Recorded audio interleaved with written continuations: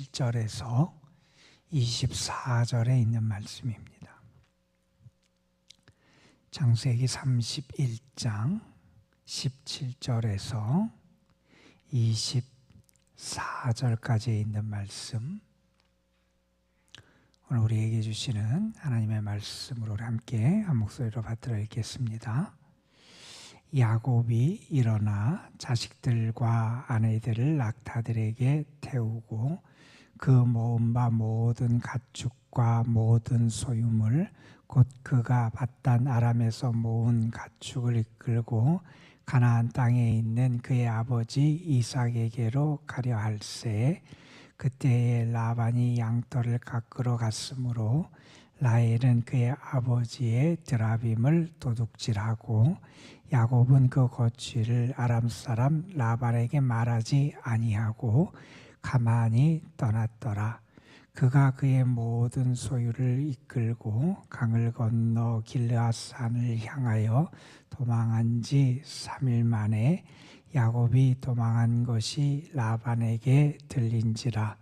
라반이 그의 형제를 거느리고 7길을 쫓아가 길르앗산에서 그에게 이르렀더니 밤에 하나님이 아람 사람 라반에게 현명하여 이르시되 너는 삼가 야곱에게 선악간에 말하지 말라 하셨더라.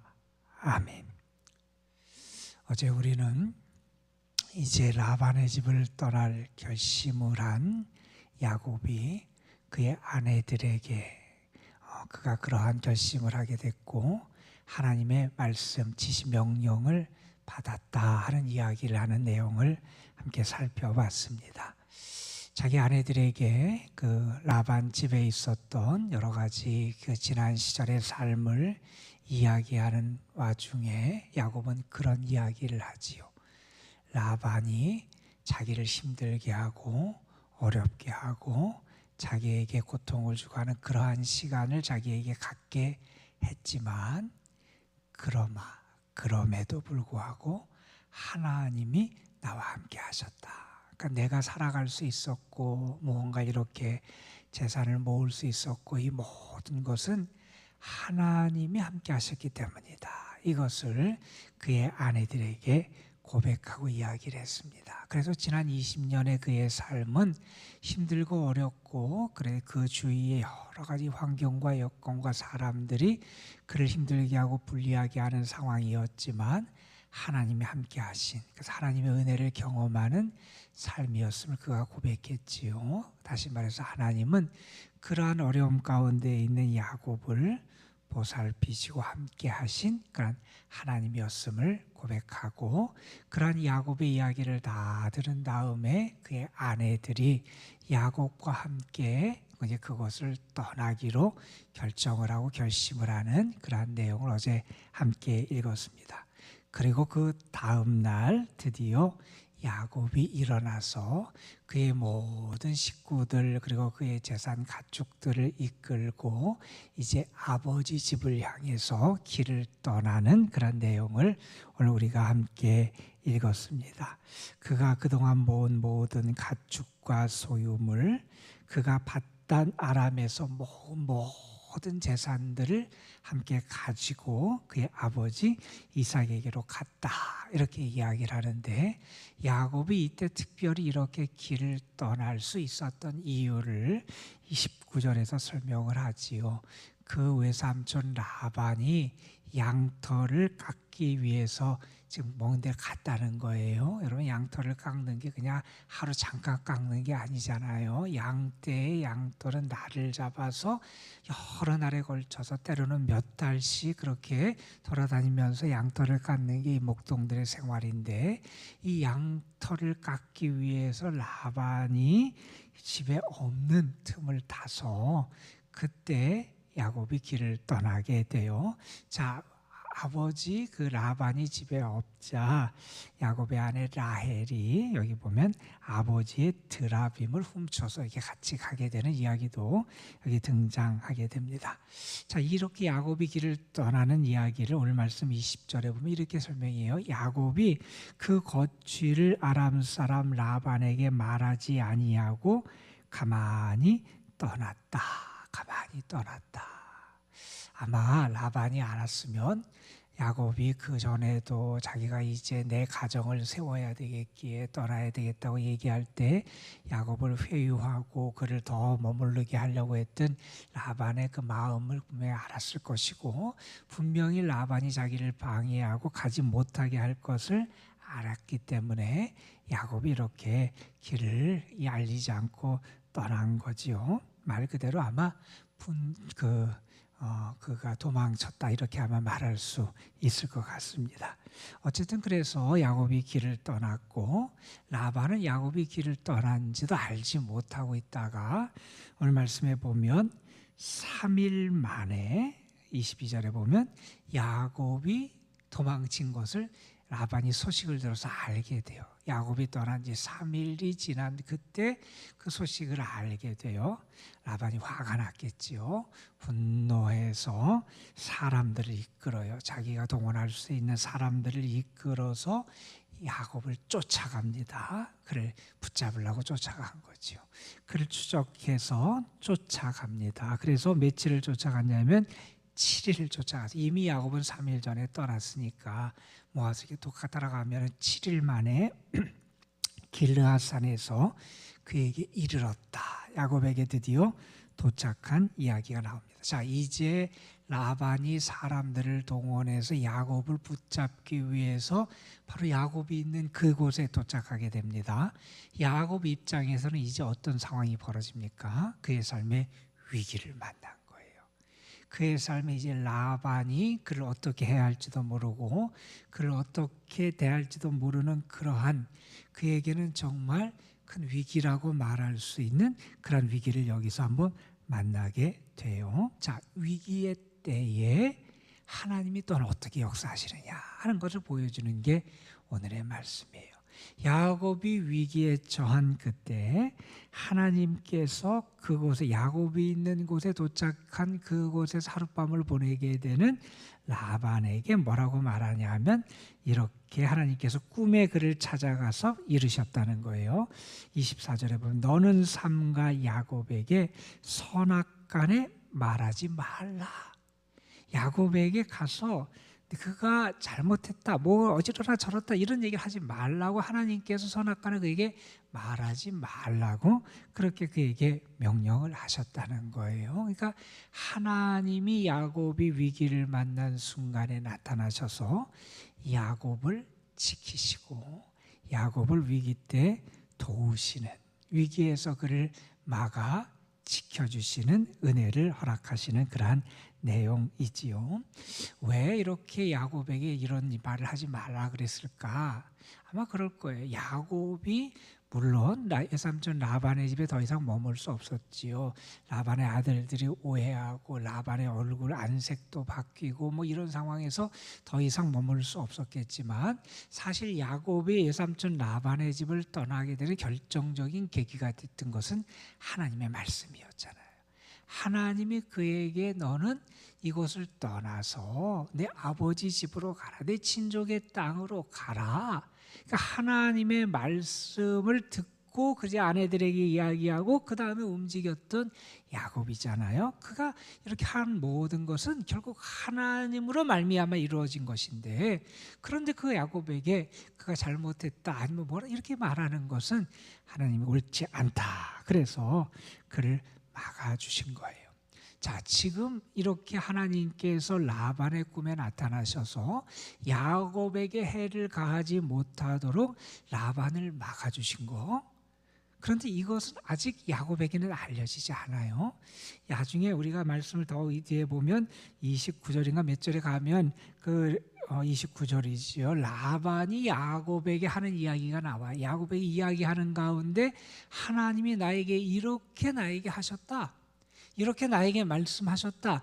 내가 너를 해칠 능력이 있고 너를 내가 해코지할 수 있는데 왜 내가 너를 해치지 않느냐. 하나님이 지난밤 나에게 이렇게 말씀해 주셔서 내가 너를 해치지 않는다. 라반이 야곱에게 이야기하는 가운데 그런 이야기를 하거든요. 그러니까 지금 아직은 라반이 이렇게 꿈을 있고 그렇게 꿈에 있을 때 야곱은 하나님이 어떻게 역사하시는지를 모르고 있는 상황이에요. 그러니까 우리가 이렇게 생각할 수 있어요. 야곱이 위기를 만났을 때 하나님은 그 위기에 빠진 야곱을 친히 구원하시는 하나님, 위기를 막아주시는 하나님이었어요. 그런데 야곱 입장에서 보면은 아직 자기에게 무슨 일이 일어나는지를 모르고 있는 상황이에요. 알아채지 못하고 있어요. 깨닫지 못하고 있어요.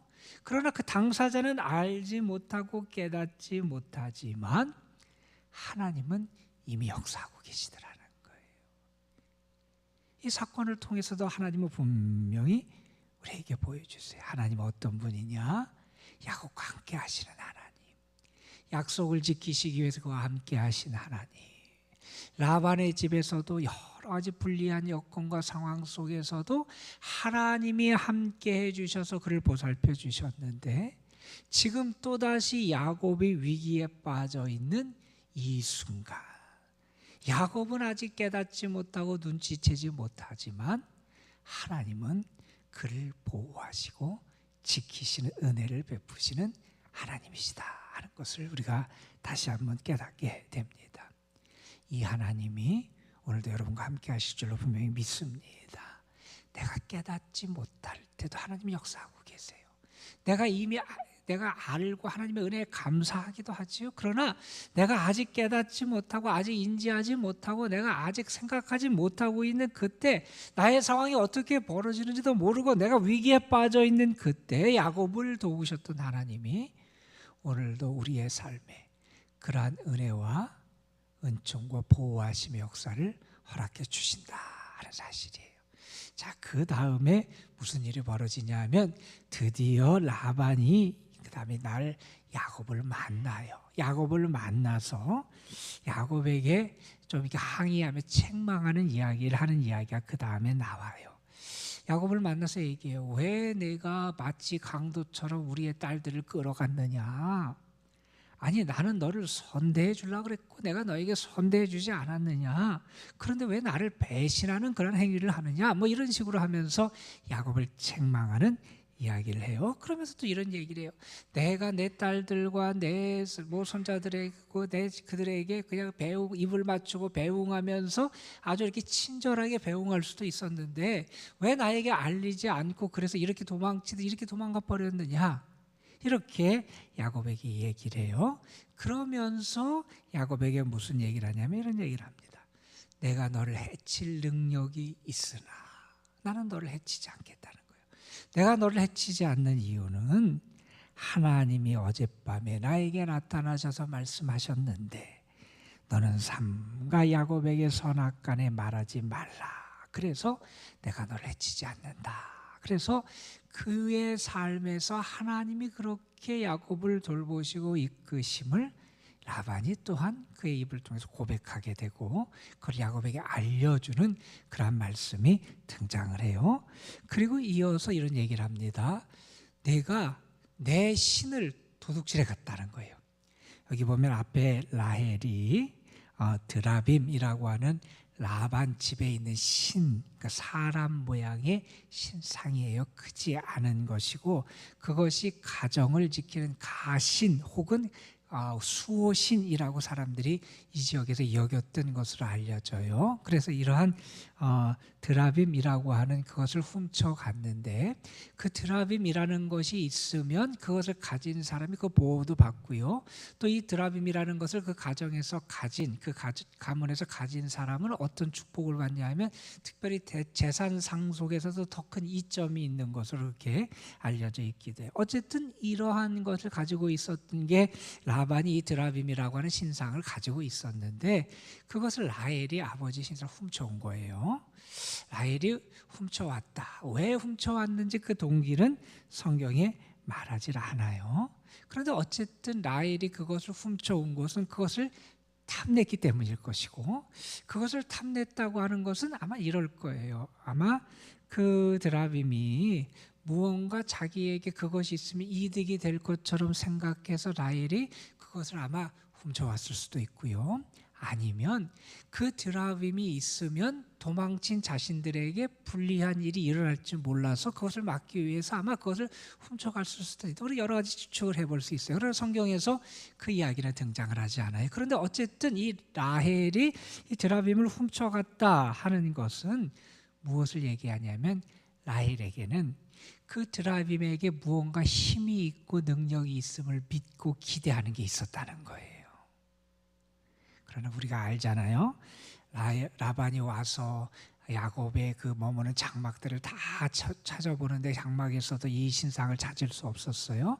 라헬이 어디에 감추냐면 자기가 타고 있는 말 안장 밑에다가 그것을 감췄어요. 그게 크지 않았던 것 같아요.